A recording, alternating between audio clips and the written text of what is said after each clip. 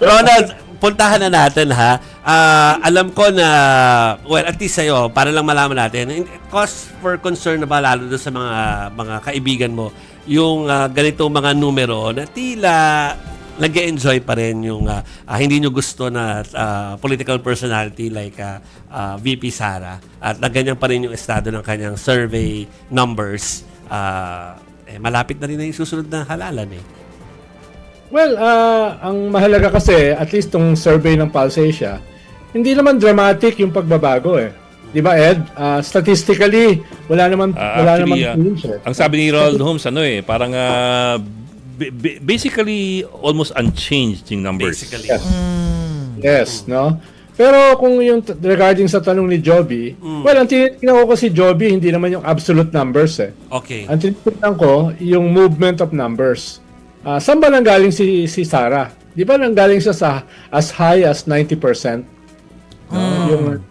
Yung kanyang approval at saka trust ratings. So medyo medyo may pagbaba pa rin, no? Kumbaga hindi pa niya nababawi yung nawala sa kanya dun sa kanyang pinakamataas nung nagsimula yung 2022. Ang problema ay si BBM. Siya yung medyo bababa. No, at sa ibang surveys, hindi lang sa Pulse Asia, ay dramatic yung kanyang pagbaba. Usually, mas mataas naman talaga ang Vice President sa Presidente. Dahil ang Vice President, hindi naman siya nasisisi. Hindi naman siya nasisisi sa mga problema ng bayan. Masyado. Yung Presidente yan eh. No? Pero medyo nagpa-plateau si Sara. No? Hindi naman siya dramatically tumataas, hindi rin siya dramatically bumababa. No, siguro masyado pang maaga para sabihin kung siya ay nagpa-plateau. Kaya nga sabi ko medyo lang. Mas ang delikado ay yung presidente. Dahil kung patuloy siyang bababa, alimbawa sa mga next cycle, baka mag-free fall siya. Wag niyong kalimutan, no, nag-free fall si Gloria Macapagal Arroyo, bumaba siya hanggang negative 56. Wow. No? And wala kang powers to hindi ka pwede mag-anoint. Tama ba ako? Parang mawawalan ka ng ganong ganansya na. Tama ba yung word ko? No, yeah, anointing is... Wala kang anointing powers at least, na matibay-tibay. Yes, kaya nga yung in-anoint ni Gloria Macapagal Arroyo, yung Villarroyo at saka si Gibo, nasa dulo sila. No? Na, yun yung kanyang ratings. No?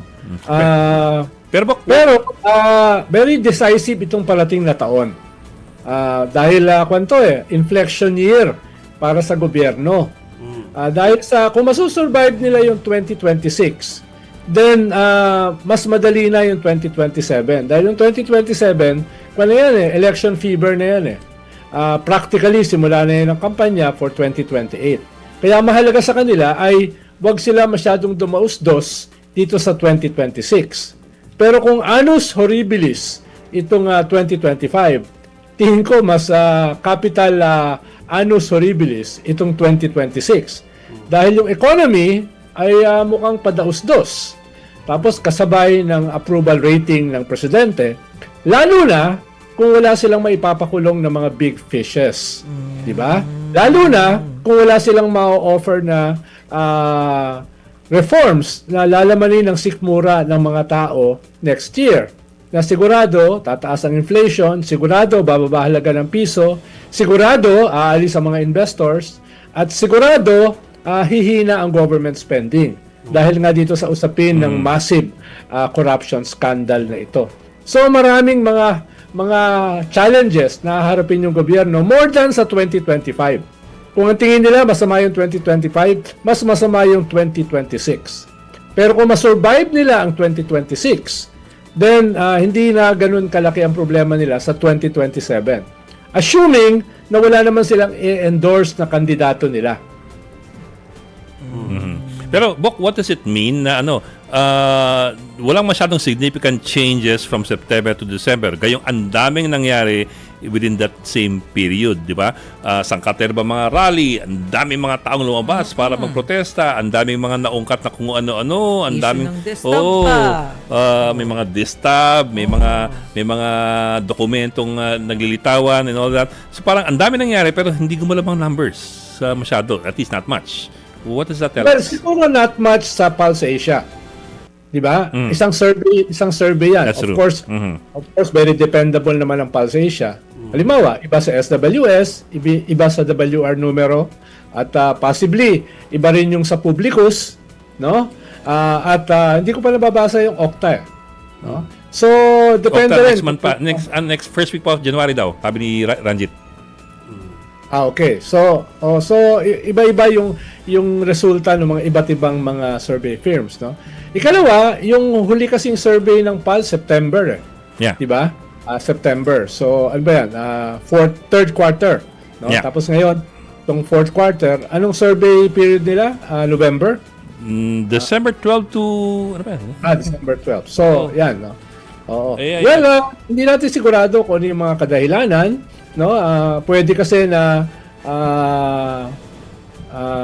tabla, no? Tabla yung nangyari between the Dutertes and the Marcoses, no?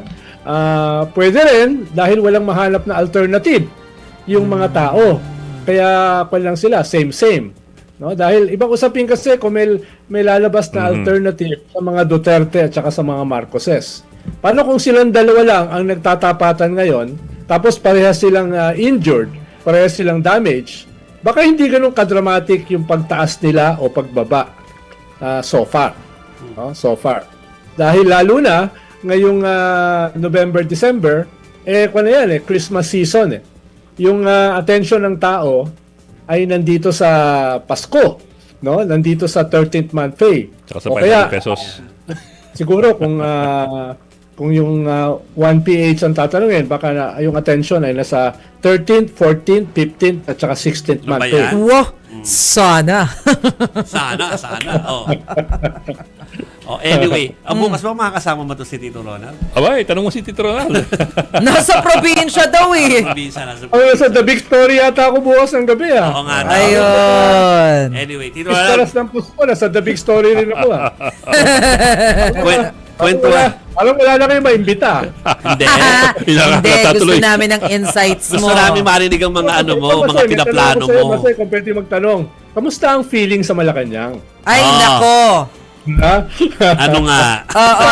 Sa Malacanang. Magkakaalaman tayo, mukhang sa Lunes yung pirmahan ng budget. We'll see. Let's Magbabalitaan tayo. Pero sa ngayon, hayaan natin enjoy ni Ronald Llamas ang probinsya kung saan sa naroon. Thank you very much, Tito Ronald, and we'll see you next week at the City Next year. Next week. Thank you. Salamat, Tito Ronald.